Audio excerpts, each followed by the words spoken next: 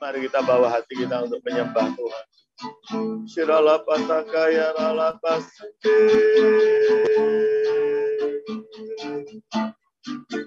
Hosana, datanglah Tuhan, kami merindukan Tuhan. Hosana, Suralaya pasando, haleluya.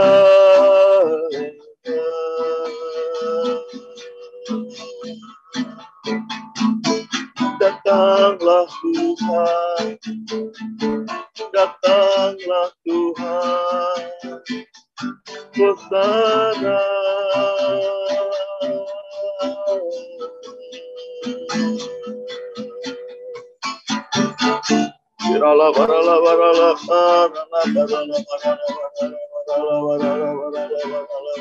Silakan Lausa untuk berdoa. Terima kasih Pak Gem. Tuhan Yesus, dimuliakanlah namamu, datanglah kerajaan-Mu. Tuhan Yesus, hari ini hamba akan sharing mengenai kedatangan Engkau kedua kali untuk gereja-Mu. Pimpin mulut hamba, hati hamba, dan juga lebutkan jiwa dan roh dari jemaat-Mu, agar firman ini dapat menguatkan dan menghibur kami. Terima kasih Tuhan Yesus, dalam namamu kami berdoa. Haleluya. Amin. Saudara, hari ini merupakan topik yang penting, yaitu kedatangan Tuhan Yesus untuk gerejanya. Saya akan mulai saja. Saudara, ini sudah di pasal 4 juga. Kedatangan Tuhan Yesus untuk kedua kali. Saudara, dunia pagan pada zaman Paulus tidak memiliki harapan untuk hidup setelah kematian. Konfusius juga berkata, saya tidak tahu setelah kematian. Saya tahunya di dunia ini adalah bagaimana kita untuk berbuat baik. Saudara, sebuah prasasti khas di kuburan pada abad pertama menunjukkan fakta ini. Di mana-mana orang pagan berkata, saya tidak ada lagi. Saya menjadi tidak, dan saya tidak dapat peduli lagi. Nah, berarti mereka adalah tulisan di kuburan ini, artinya tanpa pengharapan. Oke, saudara. Sementara beberapa ahli filsafat seperti Socrates berusaha membuktikan kebahagiaan setelah kematian. Tapi mereka tidak bisa dapat karena itu hanya tertulis dalam Alkitab, saudara. Dunia pagan tidak memiliki kata jaminan. Pasti. Nah, di sini katanya adalah pasti, saudara, yang akan menguatkan iman kita. Orang-orang percaya di Tesalonika juga mengalami kebingungan. Mereka prihatin dengan orang yang mereka kasih yang telah meninggal. Bagaimana jika Tuhan Yesus kembali? Akankah mereka juga dibangkitkan? Apakah orang yang mereka cintai yang telah meninggal akan cacat dengan cara apapun?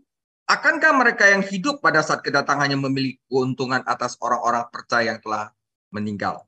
Karena ini adalah gereja baru yang benar-benar haus akan firman Tuhan. Mereka banyak bertanya ini. Dan Paulus sebagai gembala memberikan mereka pengajaran ini untuk menghibur mereka dan memberikan kepastian kepada mereka tentang kedatangan Tuhan Yesus. Jadi saya langsung aja, saudara. Di sini ada ayatnya ke-13 sampai 18. Strukturnya adalah seperti ini, saudara. Kedatangan Tuhan Yesus kedua kali. Temanya kepastian. Temanya adalah kepastian kedatangan Tuhan Yesus. Ayat 3 itu menuliskan problem gereja di Tesalonika. Mereka bingung tentang kedatangan Tuhan Yesus. Paulus memberikan klarifikasi di ayat 14-17 tentang kedatangan Tuhan Yesus. Atas dasar apa Tuhan Yesus datang? Ayat 14 atas dasar kebangkitan Tuhan Yesus. Yang ayat 15 atas dasar firman Tuhan, di mana ayat 16 dan 17 menjelaskan tentang kebangkitan tubuh, dan ayat 17 menjelaskan tentang rapture dan rekonsiliasi umat-umat pilihan dengan Tuhan Yesus. Ayat 18 adalah kesimpulan bahwa Tuhan Yesus pasti kembali. Jadi simple ya, saudara. Saya mulai dengan firman Tuhan. 1 Tesalonika 4 ayat 13 sampai 18. Selanjutnya kami tidak mau, saudara-saudara, bahwa kamu tidak mengetahui tentang mereka yang meninggal, supaya kamu jangan berduka cita seperti orang-orang lain yang tidak mempunyai pengharapan. Karena jikalau kita percaya bahwa Yesus telah mati dan telah bangkit, maka kita percaya juga bahwa mereka yang telah meninggal di dalam Yesus akan dikumpulkan Allah bersama-sama dengan Dia.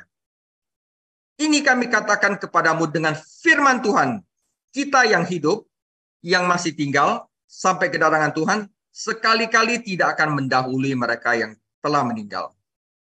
Sebab pada waktu tanda diberi, yaitu pada waktu penghulu malaikat berseru dan sangkakala Allah berbunyi, maka Tuhan sendiri akan turun dari surga dan mereka yang mati di dalam Kristus akan lebih dahulu bangkit.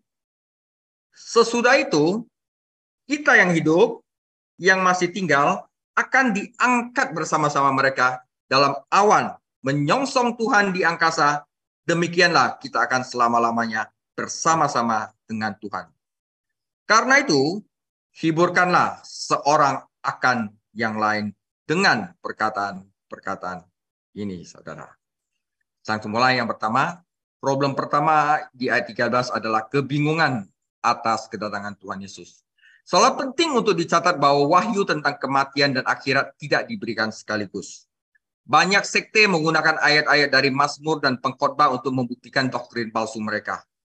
Ayat-ayat ini tampaknya mengajarkan kuburan adalah akhir dan bahwa roh tidur sampai kebangkitan. Nah, ini salah, saudara. Anda saya buktikan. Kita harus ingat bahwa wahyu Allah itu bertahap dan progresif. Perjanjian lama itu belum dibukakan dan baru dibukakan di perjanjian baru. Nah, kadang-kadang kita salah menggunakan perjanjian lama. Dan bahwa itu mencapai klimaksnya pada kedatangan Kristus yang menghapuskan kematian dan membawa hidup dan keabadian kepada terang melalui Injil. Kita melihat kepada Kristus dan perjanjian baru untuk wahyu yang lengkap tentang kematian. Jadi kalau kita lihat di perjanjian lama, ya kita salah. Karena waktu itu belum ada wahyu lengkap tentang Yesus Kristus yang menjadi pembunuh dari kematian. Allah memberi Paulus wahyu khusus mengenai kebangkitan dan kembalinya Kristus. Apa yang Paulus ajarkan sesuai dengan apa yang Yesus ajarkan. Dan wahyu Allah didasarkan pada fakta sejarah kebangkitan Kristus. Karena juru selamat kita telah mengalahkan kematian, kita tidak perlu takut akan kematian atau masa depan. Otoritas firman Tuhan ini memberi kita kepastian dan penghiburan yang kita butuhkan. Yang pertama, kepastian atas dasar kebangkitan Kristus. Jadi di sini ada conditional. Karena jikalau kita percaya bahwa Yesus telah mati dan telah bangkit, maka kita percaya juga bahwa mereka yang telah meninggal dalam Yesus akan dikumpulkan Allah bersama-sama dengan Dia. Kita telah belajar penekanan pada kembalinya Kristus dalam surat-surat Tesalonika. Paulus menceritakan kembalinya Kristus kepada keselamatan, pelayanan, dan stabilitas. Dalam paragraf ini, dia menghubungkannya dengan kesedihan. Yaitu dia menunjukkan bagaimana doktrin kembalinya Kristus dapat menghibur orang yang patah hati. Paulus menerapkan kata tidur kepada orang-orang percaya yang telah meninggal. Yesus menggunakan ungkapan yang sama, tetapi di dalam surat Tesalonika, Paulus dengan hati-hati menyatakan bahwa Yesus benar-benar mati. Kata tidur tidak diterapkan pada pengalamannya. Karena dia mati, maka kita tidak perlu takut akan kematian. Karena dia bangkit. Namun Paulus tidak mengatakan bahwa roh tertidur saat kematian. Saudara, kadang-kadang orang bilang kalau kita mati, roh meninggalkan tubuh, itu roh tertidur. Enggak, saudara. Roh tidak tertidur pada saat kematian. Dia menjelaskan bahwa roh orang percaya ada bersama Tuhan Yesus. Dia tidak dapat membawa mereka ketika dia kembali kecuali mereka bersamanya. Jadi roh orang yang sudah mati, yang meninggalkan tubuh, itu ada dengan Tuhan Yesus. Nanti akan dibangkitkan dengan tubuh yang mulia pada saat kedatangan Tuhan Yesus kedua kali. Bukan roh yang tidur, tubuh yang mati. Definisi Alkitab tentang kematian diberikan di dalam Yakobus 2 ayat 26. Seperti tubuh tanpa roh adalah mati, demikian pula iman tanpa perbuatan adalah mati. Jadi pada saat kematian, pada kita mati, tubuhnya udah gak bisa apa-apa lagi, roh itu meninggalkan tubuh. tubuh tidak berfungsi lagi. Dan roh ini tidak tidur, saudara. Roh itu ada bersama Tuhan Yesus. Dan jika orang itu telah percaya kepada Yesus Kristus. 2 Korintus 5 ayat 7 sampai 9. Sebab hidup kami ini adalah hidup karena percaya, bukan karena melihat. Tetapi hati kami tabah dan terlebih suka kami beralih dari tubuh ini untuk menetap pada Tuhan. Sebab itu kami juga berusaha baik kami diam di dalam tubuh ini maupun kami diam di luarnya supaya kami berkenan kepadanya.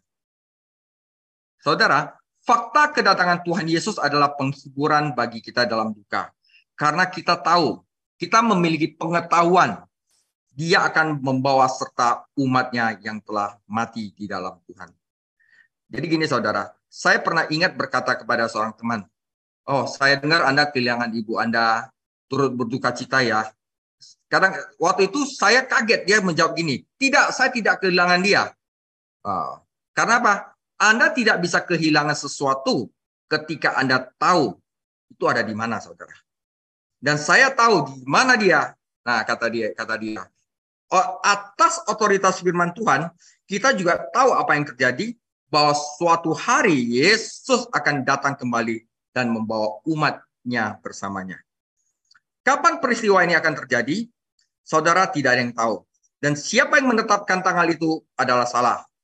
Fakta bahwa Paulus menggunakan kata ganti kami di dalam 1 Tesalonika 4 ayat 15-17 menunjukkan bahwa Paulus sendiri berharap untuk hidup ketika Tuhan Yesus datang kembali.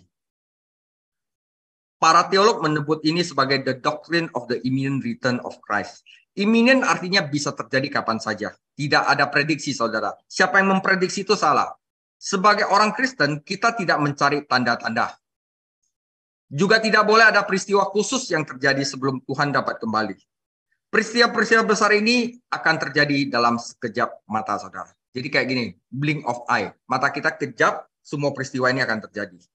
1 Korintus 15 ayat 52, dalam sekejap mata, pada waktu bunyi nafiri yang terakhir, sebab nafiri akan berbunyi, dan orang-orang mati akan dibangkitkan dalam keadaan yang tidak dapat binasa, dan kita semua akan diubah. Yesus Kristus akan kembali ke dunia di udara, dan disinilah kita akan bertemu dengannya. Apakah kita orang Kristen hidup atau mati, kita tidak perlu takut kematian, karena Yesus akan datang bersama kita atau untuk kita. Faktanya kedatangannya menjadi penghiburan bagi hati kita. Saudara, kepastian kedatangan Tuhan Yesus atas dasar firman Tuhan.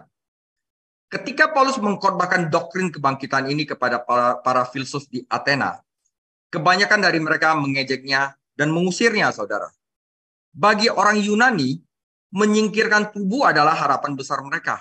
Mengapa ada orang yang ingin tubuhnya dibangkitkan?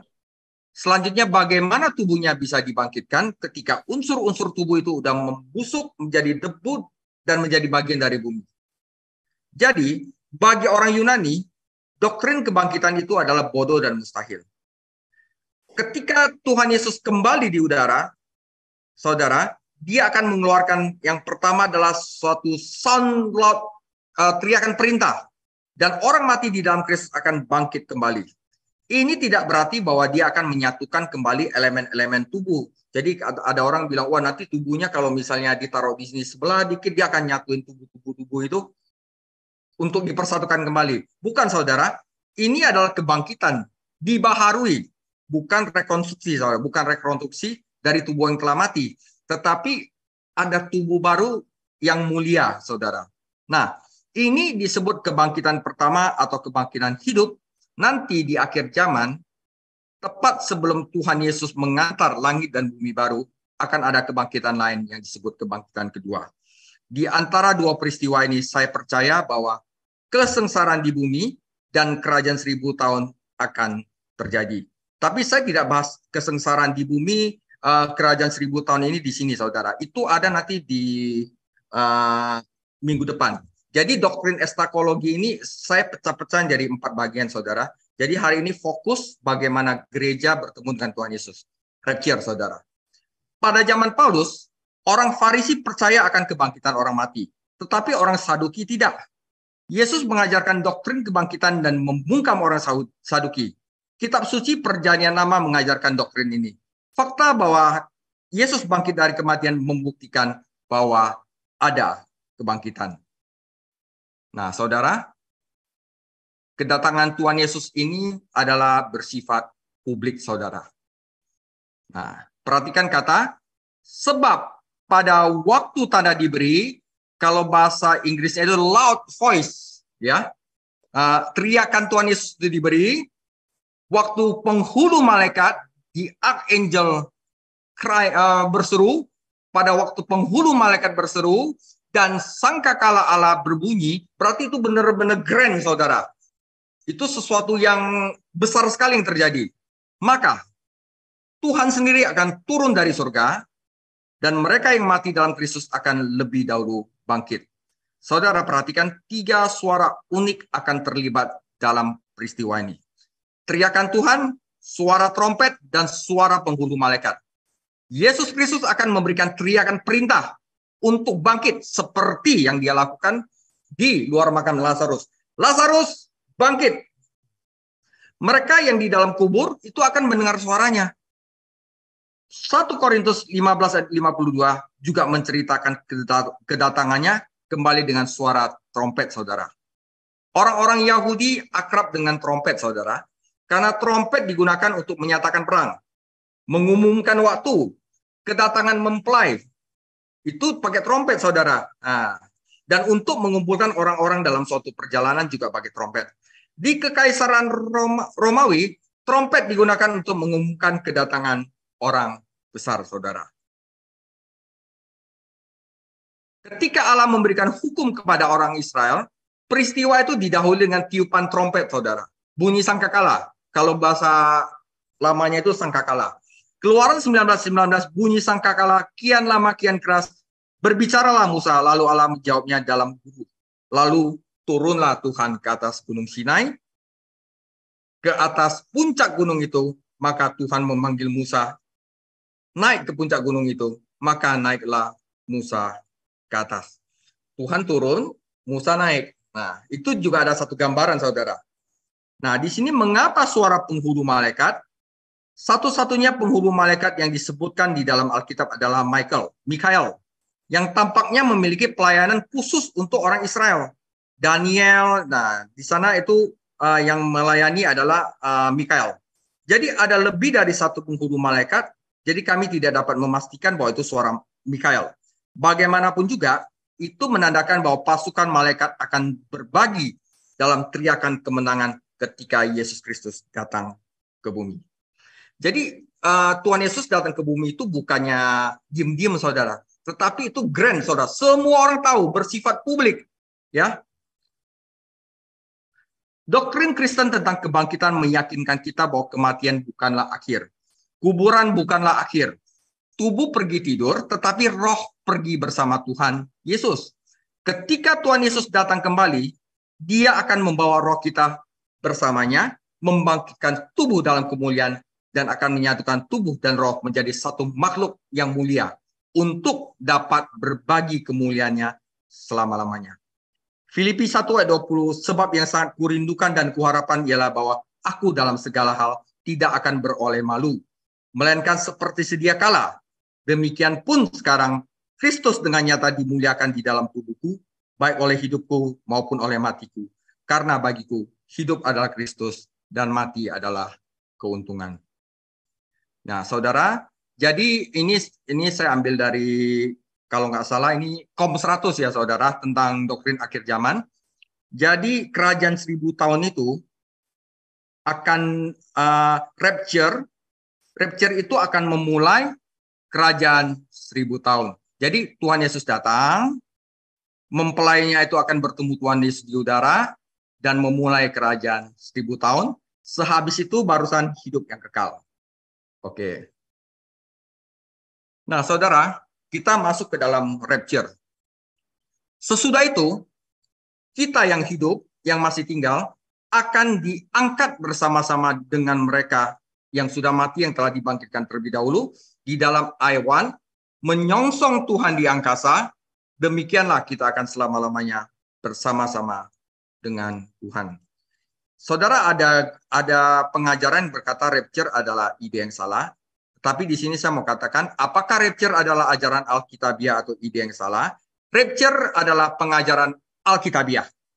Namun kita perlu menyelidiki Alkitab secara cermat untuk mempelajarinya dengan benar. Jawaban harus datang dari eksegesis ayat-ayat kunci ini secara gramatikal, historis, dan teologis. Saudara, di sini saya akan teknikal dengan tujuan adalah memberikan Anda bukti-bukti tentang mempelajari rapture ini secara tepat. Bukti pertama, saudara, rapture itu Alkitabiah adalah sifat publik dari kedatangan Kristus.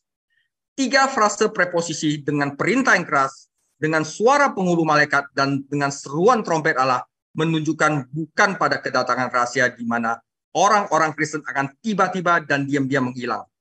Tetapi kembalinya Kristus di depan umum yang semua orang, baik orang percaya dan orang tidak percaya, akan bersaksi, akan melihat kedatangan publik, saudara.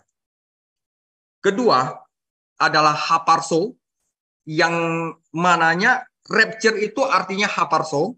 Rapture itu bukan kata Yunani, rapture itu adalah kata Latin. Ya. Bukti kedua yang kita bisa terjemahkan rapture atau haparso, itu artinya disnatch, ditangkap dengan cepat, dirampas atau diklaim menjadi miliknya. Nah, saudara, kata kerja Yunani haparso digunakan oleh banyak penulis kuno untuk merujuk pada orang-orang yang direnggut dari kehidupan menuju kematian. Plutarch menggunakan kata kerja haparso dan kata manjebuknya untuk merujuk pada mereka yang meninggal secara dini, sehingga mereka dirampas dari keuntungan hidup seperti pernikahan, pendidikan, kedewasaan, kewarganegaraan, dan jabatan publik. Saudara, prasasti pemakaman juga berbicara tentang bagaimana takdir telah merebut haparso yang hidup ke tempat yang hades.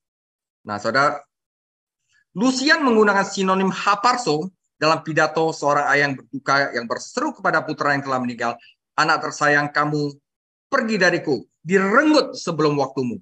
Jadi kata haparso itu adalah direnggut, saudara, diambil dengan cepat atau dijadikan miliknya. Oleh karena itu, saudara, Paulus mungkin telah memilih kata haparso untuk tidak menggambarkan secara harafiah pengambilan atau pengangkatan, melainkan membuat permainan kata yang cerdik atau pembalikan pada penggunaan umum kata ini. Gambaran umum ini tentang orang-orang yang direnggut dari kematian menuju kehidupan, tetapi orang-orang Kristen akan direnggut, saudara, disnatch away dari kehidupan ke kehidupan sedemikian rupa sehingga mereka tidak menghadapi kematian. Nah, jadi diangkat itu artinya direnggut, dipisahkan, saudara, dipisahkan menjadi miliknya. Oleh sebab itu, saudara, bukti ketiga adalah apatensis, ya. Jadi sesudah itu kita yang hidup masih tinggal akan dirampas, direnggut menjadi miliknya bersama-sama dengan mereka dalam awan. Menyongsong, saudara, kata menyongsong itu penting. Apantesis. Tuhan di angkasa, demikian kita akan selama-lamanya bersama dengan Tuhan. Saudara, apatensis itu di sini diterjemahkan menyongsong dalam bahasa Indonesia, tetapi bisa juga dikatakan untuk bertemu, saudara. Tetapi ini pertemuannya bukan pertemuan yang biasa, saudara. Nah, saya akan jelaskan kata apantesis ini. Kata benda Yunani apantesis tidak merujuk secara umum pada sembarang jenis pertemuan, saudara. Tetapi merupakan istilah teknis yang merujuk pada kebiasaan khusus pada zaman Paulus untuk mengirim delegasi warga termuka, misalnya di satu pesta resepsi di luar kota, untuk bertemu seorang pejabat tinggi yang berkunjung. Dia jemput dan kemudian mengantar orang itu pada tempat kehormatan yang telah disediakan. Jadi misalnya di GB Tanah Abang, Jokowi mau datang. Ya, udah pasti Pak Gem, Pak Freddy dan lain-lainnya akan apatesis di lobinya Hotel Millennium untuk menyongsong Pak Jokowi dan mengantarnya ke tempat duduk Pak Jokowi di tempat kehormatan yang telah disediakan. Itu artinya apatensis, saudara. Jadi kita menjemput dan mengantarnya ke tempat yang terhormat. Jadi resepsi formal ini biasa melibatkan unsur-unsur berikut. Jadi ada warga terkemuka dipilih untuk menjadi anggota delegasi atau pesta resepsi. Jadi ada orang dipilih untuk menjemput orang-orang penting ini, saudara. Para pemimpin kota mengadopsi resepsi formal untuk memberikan penghormatan kepada pejabat tinggi yang berkunjung dan menyelenggarakan resepsi formal untuk menghormatinya. Warga yang terpilih ini akan mengenakan pakaian terbaik mereka, warna putih, dan karangan bunga laurel di kepala mereka saat mereka menemui atau menyongsong pejabat yang berkunjung. Setelah bertemu dan menyapa pejabat yang berkunjung, bagian resepsi akan mengantar orang ini sepanjang perjalanannya kota mereka. Kadang-kadang pejabat yang berkunjung akan mengumumkan penghakiman terhadap tahanan tertentu, membebaskan orang, tetapi menghukum orang dengan hukuman mati. Atau memberikan hadiah kepada umat-umat atau misalnya orang-orang yang telah berjasa di dalam negaranya, misalnya seperti itu. Jadi kata apates itu artinya menyongsong, artinya menjemput orang itu dan mengantarnya ke dalam kursi penghormatan. Nah, di sini juga sama, saudara. Nah, di dalam Alkitab itu kata menyongsong itu ada 3, saudara. Jadi kemunculan pertama, kata uni apates memiliki arti teknis tidak hanya dalam tulisan-tulisan sekuler, tapi dalam 3 kemunculannya di Perjanjian Baru. Kemunculan pertama dari kata kunci apantesis ada di Matius 25:6, yaitu perumpamaan gadis bijaksana dan bodoh. Jadi waktu gadis bodoh tertidur, tidak ada minyak, tiba-tiba mempelai pria datang, maka gadis-gadis bijaksana itu apantesis, menyongsong pengantin pria dan masuk ke dalam perjamuan kawin. Nah, jadi menjemput gitu, saudara. Jadi kemunculan 2 dari kata kunci apantesis ada di Kisah Para Rasul 28:15, kedatangan Paulus di Roma. Kemunculan kata 3 apantesis ini ada di dalam kitab 1 Tesalonika 4:17, di mana kita menyongsong Tuhan di udara. Berarti gereja yang telah teraniaya memainkan peran istimewa sebagai rombongan delegasi, ya, sebagai mempelai Kristus yang akan bertemu dengan Kristus yang telah turun di udara, dan kemudian mengantar Tuhan Yesus ke bumi, di mana Kristus memerintah atas ciptaan yang dipulihkan, yang memulai datangnya kerajaan 1000 tahun. Saudara, saya akan menginterpretasikan hal ini sebagaimana juga ditulis di dalam zaman Nuh, saudara.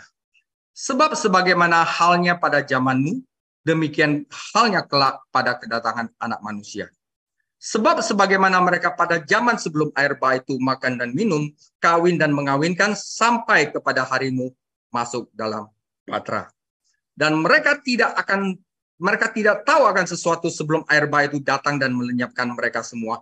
Demikian pula lah hal kelak pada kedatangan Anak Manusia. Pada waktu itu, kalau ada 2 orang di ladang, yang seorang akan dibawa, yang seorang lain akan ditinggalkan.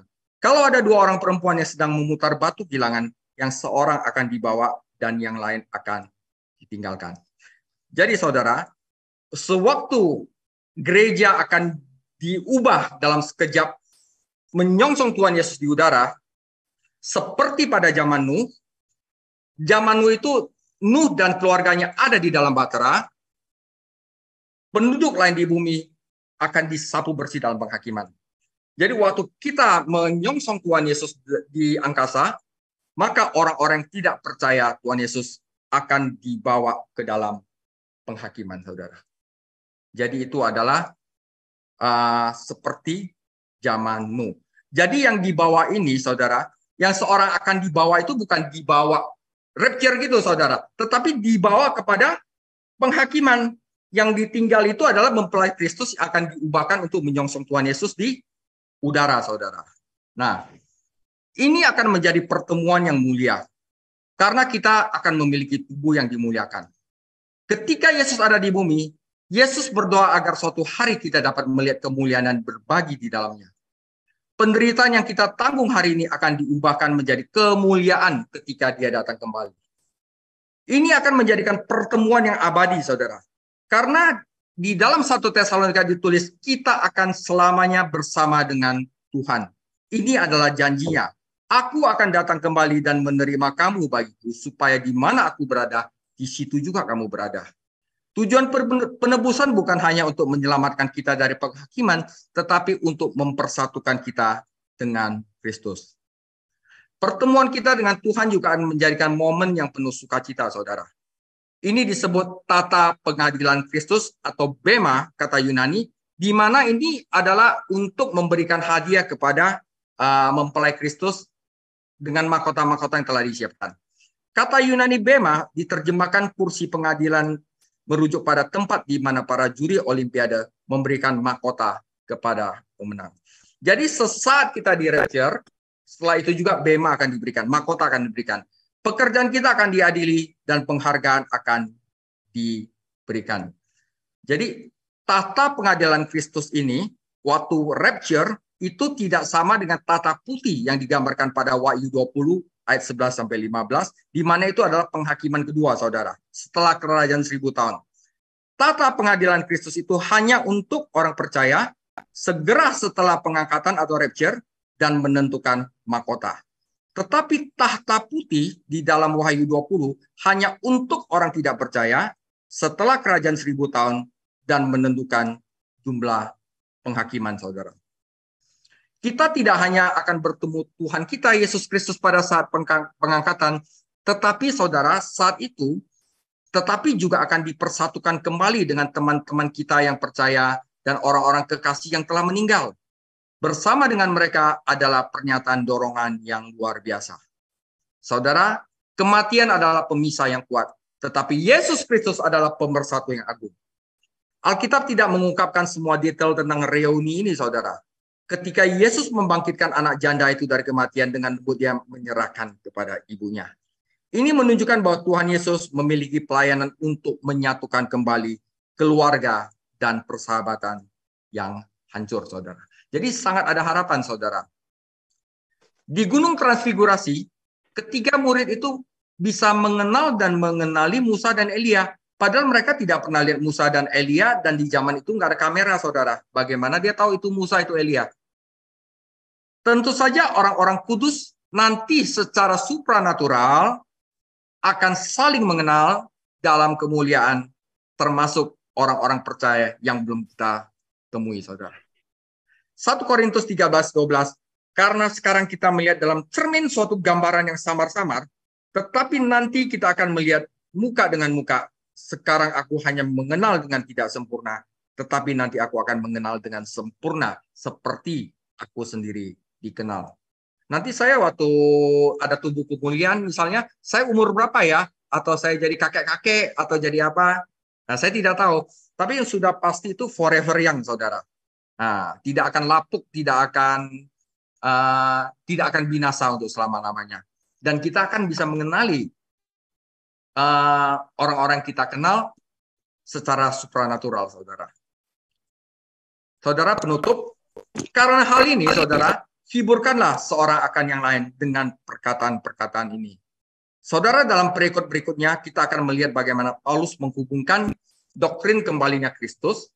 Nah, tadi itu adalah terhadap orang yang percaya. Sekarang itu apa impact-nya doktrin tentang kembalinya Kristus terhadap orang yang belum diselamatkan. Tetapi akan baik bagi kita sekarang untuk memeriksa hati kita sendiri untuk melihat apakah kita siap untuk bertemu dengan Tuhan Yesus. Salah satu tanda orang Kristen sejati adalah kerinduannya akan kedatangan Tuhan Yesus Kristus. Saat kita bertumbuh di dalam Tuhan, kita tidak hanya mencari penampakannya, tetapi kita juga mencintai firman-Nya. Karena kita memiliki pengharapan ini di dalam Dia, kita juga akan menjaga kekudusan hidup agar kita tidak malu pada kedatangannya. Saudara, apakah menurut Anda Yesus Kristus akan kembali hari ini? Kebanyakan akan menjawab tidak hari ini. Tetapi di dalam Lukas 12 ayat 40, hendaklah kamu juga siap sedia, karena anak manusia datang pada saat yang tidak kamu sangkakan. Kematian adalah fakta kehidupan. Salah satu-satunya cara kita dapat lolos dari kematian adalah hidup ketika Tuhan Yesus Kristus datang kembali. Kematian bukanlah kecelakaan, itu adalah suatu penetapan. Ibrani 9 ayat 27. Dan sama seperti manusia ditetapkan untuk mati hanya satu kali saja, sesudah itu dihakimi. Jika Anda harus mati hari ini, kemana roh Anda akan pergi? Demikian firman Tuhan.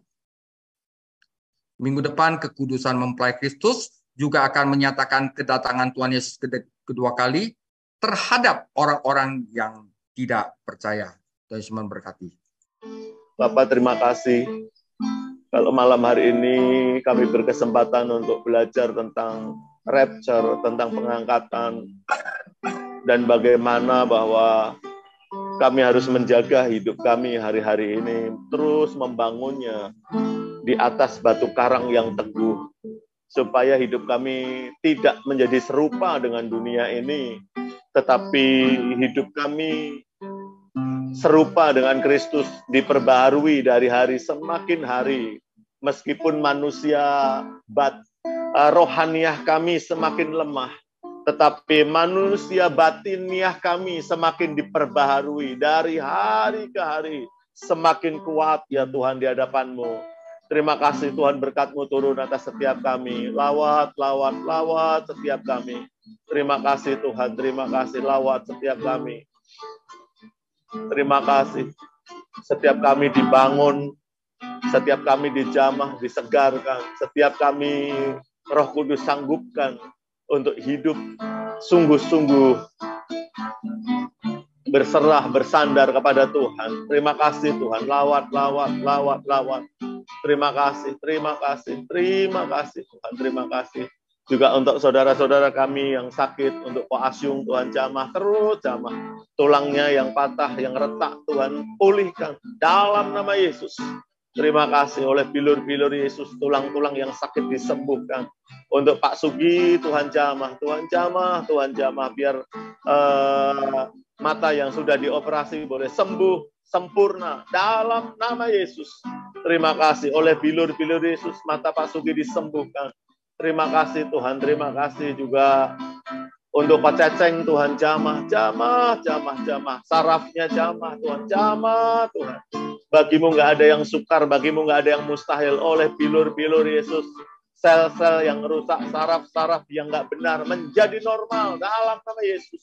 Juga Tuhan, Cik Yeni, hari-hari ini Tuhan, Kau beri kekuatan, kesehatan yang sempurna ya Tuhan. Terima kasih Tuhan, terima kasih. Kalau pemakaman mamanya boleh berjalan lancar tanpa kekurangan suatu apa. Terima kasih Tuhan, terima kasih. Terus Tuhan, hamba-Mu serahkan Cik Yeni ini ke dalam tangan kasih karunia-Mu ya Tuhan. Terus Roh Kudus pegang dengan tangan-Mu. Terus Tuhan, terima kasih Tuhan, kami taruh Ko Ceceng Cik Yeni ke dalam tangan kasih karunia-Mu. Ora pata kaya rala barala. Juga kami berdoa untuk Lause ya Tuhan, untuk Pastor David Chang, Tuhan berkati berlimpah-limpah dengan hikmat, dengan kekuatan dan kesehatan. Tuhan berkati istrinya, anak-anaknya, Tuhan berkati pekerjaannya, Tuhan berkati pelayanannya. Tuhan, Kau pakai hamba-Mu ini dengan dahsyat, dengan luar biasa ya Tuhan. Dan kami taruh Tuhan Pastor David Chang ke dalam tangan kasih karunia-Mu. Terima kasih Tuhan, terima kasih juga untuk Pak Kelvin yang setia terus Tuhan melayani di Bible Study ini juga.